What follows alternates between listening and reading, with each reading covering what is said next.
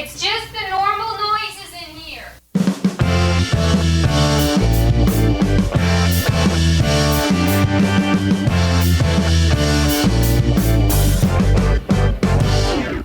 This is Polyphonic Press, the podcast where two music fans pick a classic album completely at random.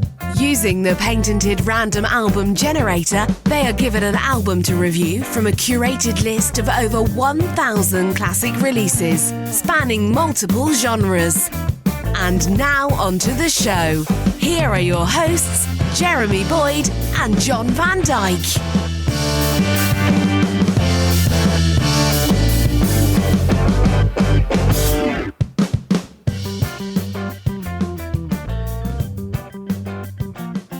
Hey, welcome to Polyphonic Press. I'm Jeremy Boyd. I'm John Van Dyke. And let's not waste any time. We've got the patented random album generator right in front of us here. So let's hit the button and see what album we're going to be listening to this week. And the album we're going to be listening to is Elvis Presley, Elvis Is Back. Okay. So let's see what the description for this album is. It says that Elvis Is Back is the 10th studio album by Elvis Presley, released on April 8th, 1960.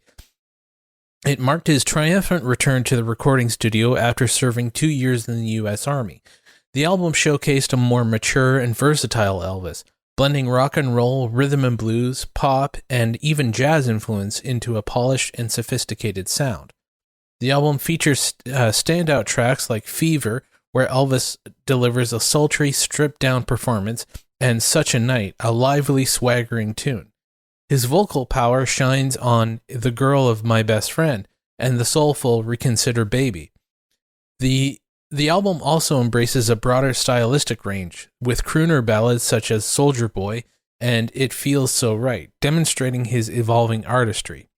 Critically acclaimed, Elvis Is Back is often regarded as one of Presley's finest albums, proving that he had lost none of his charm or energy during his military service. The record was a commercial success and cemented his place as a dominant force in music as the 1960s began. Okay. All right. So this was released April 8th, 1960. Genres are rock and roll, pop, R&B, blues, and rock. And the label is RCA Victor. And it was produced by Steve Scholes and Chet Atkins. Oh, that's neat. Interesting, yeah. And so there are 12 songs on the album, and it's split evenly 6 and 6 between side 1 and side 2. And what we like to do is, after the first side of the album is done, we take a pause and sort of talk about the album halfway through. And so if you're listening along, which we do encourage you to do, you can pause at the album starts with the song "Make Me Know It" and ends with "Thrill of Your Love." And side 1 ends with "Thrill of Your Love." So if you want to stop after that song, and we've linked the album in the show notes to both Spotify and Apple Music, so you can get it on your preferred streaming service. And here we go. So here is the first song on the album, called Make Me Know It. Okay, here we go.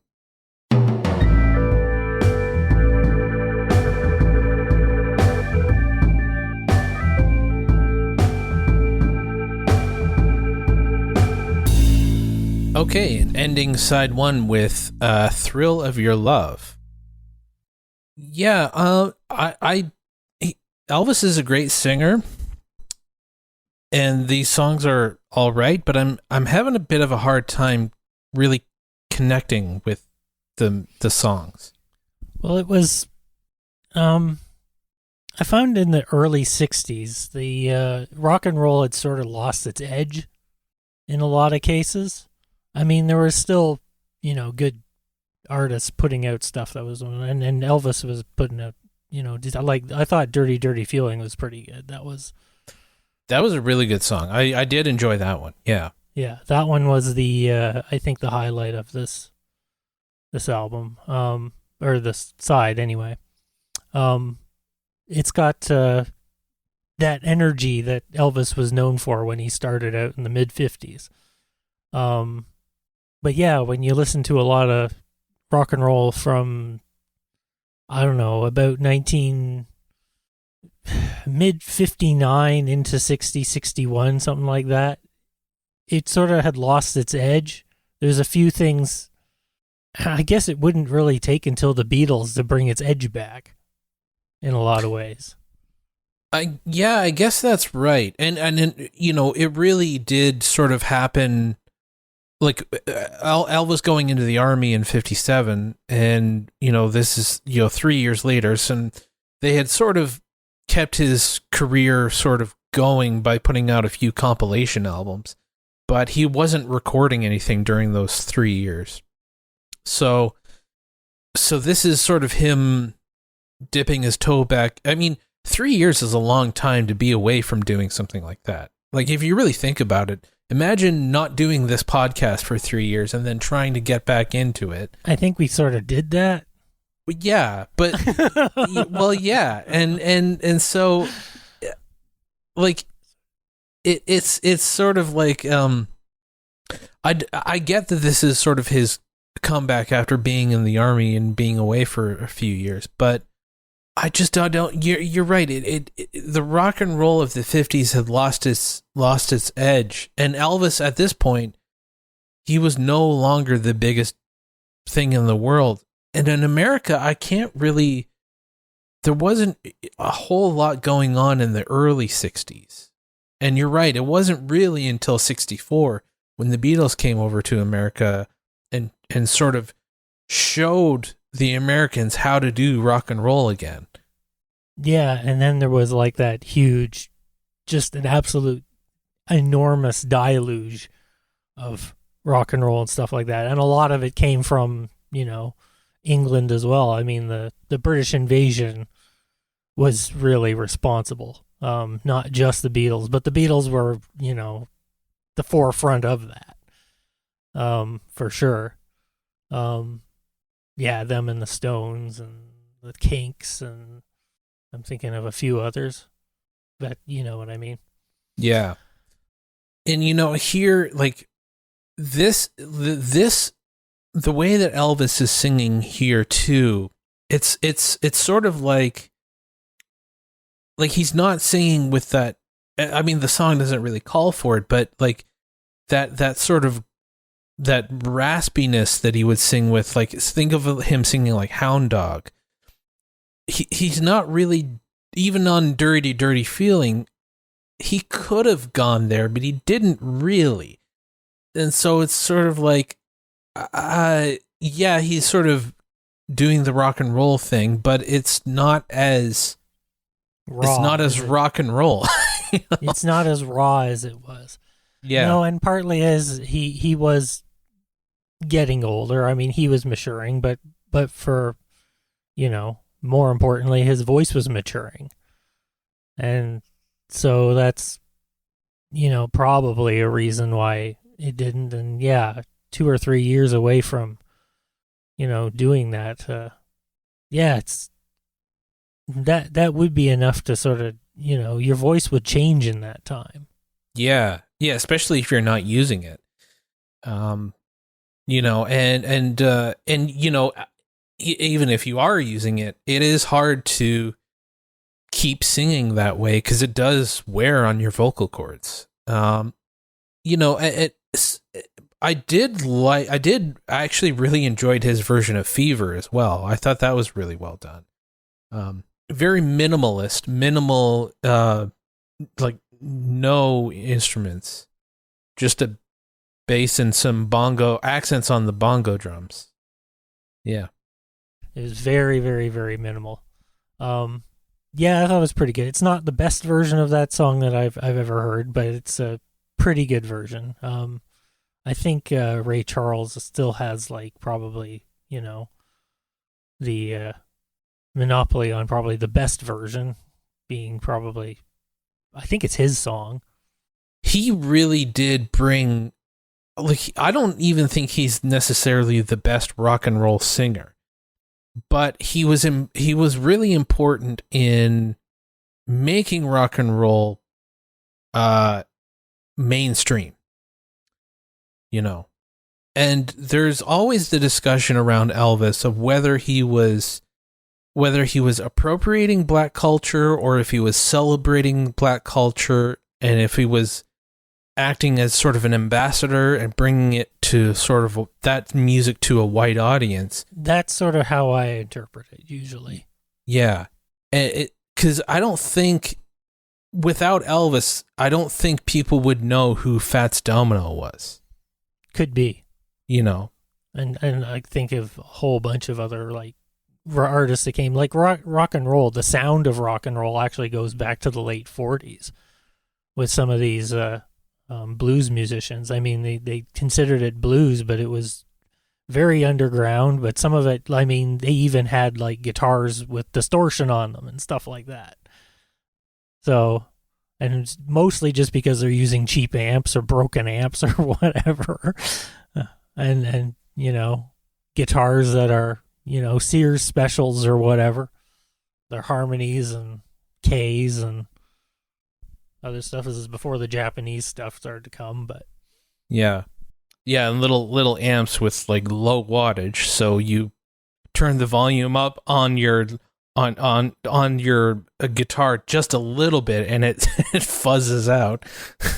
You know, that, and quite often the amps were kind of janky sometimes to begin with.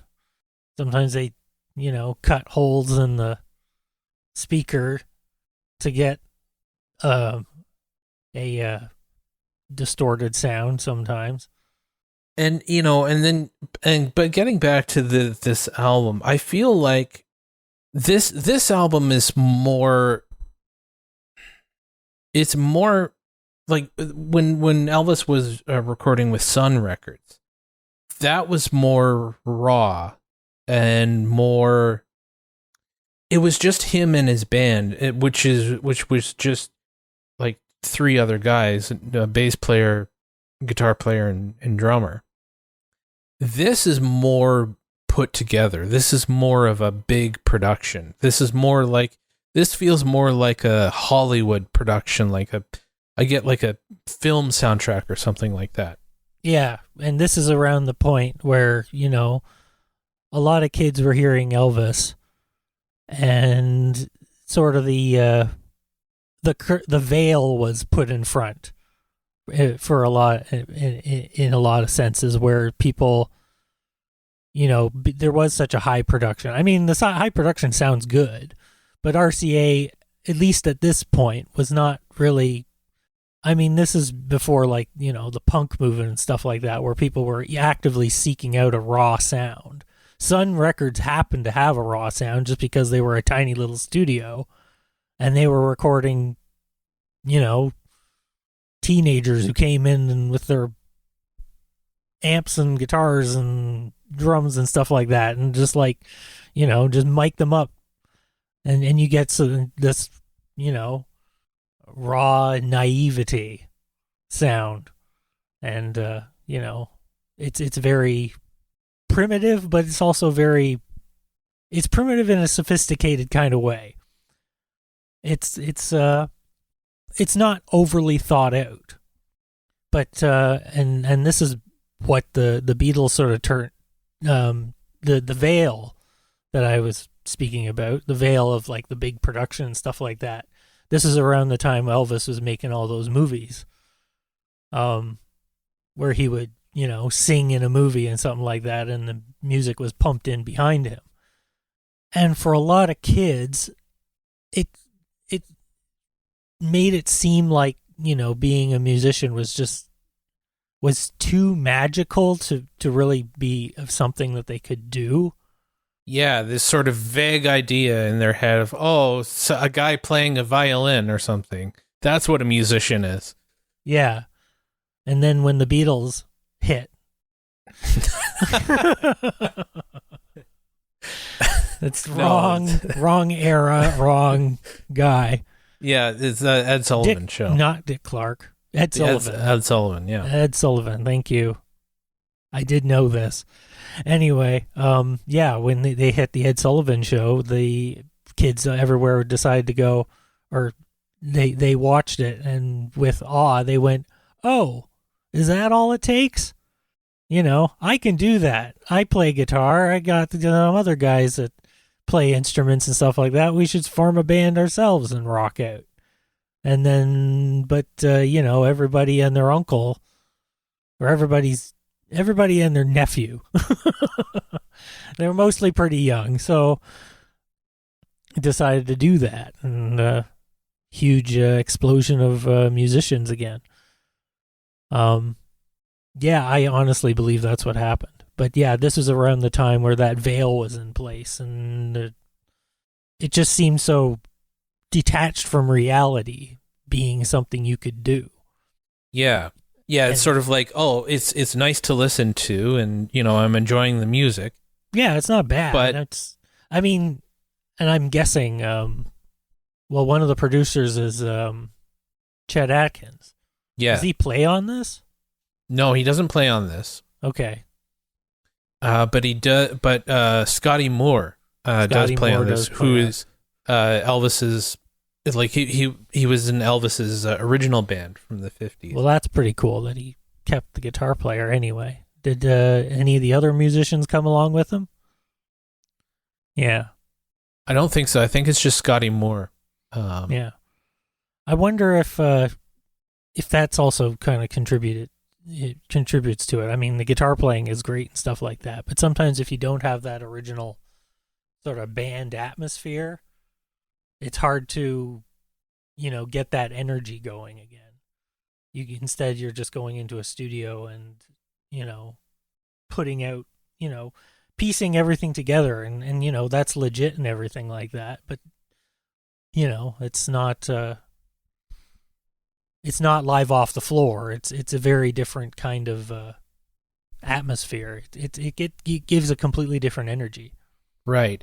Yeah, no, I would imagine that, I don't know the process of how this was recorded, but I would imagine that they would have recorded the instrumentals way before Elvis was ready to come in and sing them. They would have had those ready to go. It still could be live. Actually, no, it was probably live with Elvis singing with the musicians set up, but it's not. It's with the musicians with a chart in front of them. It's not like a spontaneous, let's capture the energy in the room live off the floor feeling. We're just recording this song and play it how it's written out, please. Yeah. The big studios hadn't really caught on to that idea yet of the spontaneity off the floor, and it really took some visionaries and recording techniques to actually, make that distinction, and it sort of brings me back, like in a similar kind of way, like when the Beatles were recording with George Martin. And George Martin was just a guy who used to do comedy records and stuff like that. And the Beatles, the studio didn't know what to do with the Beatles. They wanted them, but they didn't know what to do with them. Because, again, they were just a little bit outside of what they were used to. They knew they were getting big and very popular, but they didn't know what to do with them. So they sent them to see what, George Martin over here can do with them. And, again, right off the floor and stuff like that. And the spontaneity and the energy was just there. It really does work. I mean, you can replicate it, but if you really got to know what you're doing. Exactly. If you're piecing it together. Yeah. Is what I mean. Yes, absolutely. Absolutely. So I did manage to find a few interesting facts about the album. So this was the first album recorded after his military service. This was Elvis's first studio album after returning from his 2-year stint in the U.S. Army, 1958 to 60. Fans eagerly anticipated his comeback, and the album did not disappoint. It was the first Elvis album recorded in true stereo. Unlike his earlier albums, Elvis Is Back was recorded and released in true stereo, making it a significant milestone in his discography and offering a richer listening experience. Everything else up until this point had been recorded in mono. Yeah, I'll believe it. This was around the time when stereo was taken over. Right up into the mid to late 60s, it was still very common to find mono copies. Like I've got that first Cream album on mono, which I prefer just because the stereo recording of it was just a little bit off in some songs. But well, in a lot of cases too, I think people still only had mono setups in their home. They didn't have a stereo, so they would still offer like a mono version of the album for that, because if you got the stereo version, you're not hearing everything. Yeah, it sort of depends. There were some records that I've seen that say this is a stereo recording, but it can be played on mono equipment. That was a not uncommon thing written on a lot of records. But yeah, if you had a stereo, it was a much more what's the word I'm looking for? It would be like a more immersive experience. Immersive experience. That's the word I was looking for. Thank you. Yeah. That's all right. And the last one that I found is it was the album cover was kind of controversial in the UK. So in the UK, the album initially featured an alternate cover with a close-up of Elvis in army uniform. This led to some controversy, as some felt RCA was exploiting his military service for sales. The US version had a more neutral portrait of Elvis smiling against a blue background, which is what you can see what here. We're looking at right there, yeah. I mean, it's a pretty... They might be right, but I don't think that was necessarily what they were trying to do. I mean, a lot more controversial stuff would come along in the following years. That's pretty tame by yeah. Though I'm guessing but for the time, I guess it was a little shocking. What do you think you're doing? Yeah. Yeah. So yeah, there was a bit of a controversy there. So yeah, I get, it is pretty tame. It's kind of a non-issue, really. Yeah, kind of a non-issue. But anyway, I guess we'll get back into the second side of the album. But before we do, let's hear from our friends over at the podcast Can I Pod with Madness? So check those guys out. Can I Pod with Madness? What we will be doing is looking through vintage Kerrang and Metal Hammer, all from late 80s. I remember when someone lent me Somewhere in Time, and by that time I'd heard Marillion and I'd heard Def Leppard and I heard Bon Jovi on the radio, and I thought I knew what heavy metal was. And when this started, I thought, I don't know if I can take this. It was so harsh, it was so metal. I thought, I think this is going to be too much for me. But I persevered, I pushed through. Yeah. And I think if you tell most Maiden fans would probably think this is quite a soft album because it's got keyboards on it, or synth guitars or something. But yeah, for me, it was a shock to the system. I credit Alice Cooper with introducing me into type of music, because when I heard that, it was blew your mind. Yeah, two friends over. I was like, listen to you, obviously this has blown my mind, so it's going to blow your mind too. This is going to be amazing.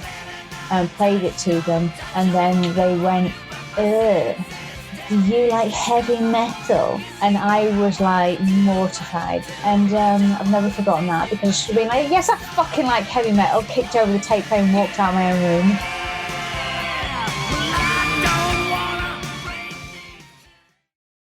We'll now take a few seconds before we begin side 2. Thank you. Here's side 2. All right, and ending the album with Reconsider Baby. Okay, so the second half was way better than the first half. I think so too. Yeah. I don't know where all those songs were hiding in the first half, but it's they really stepped it up in the second side.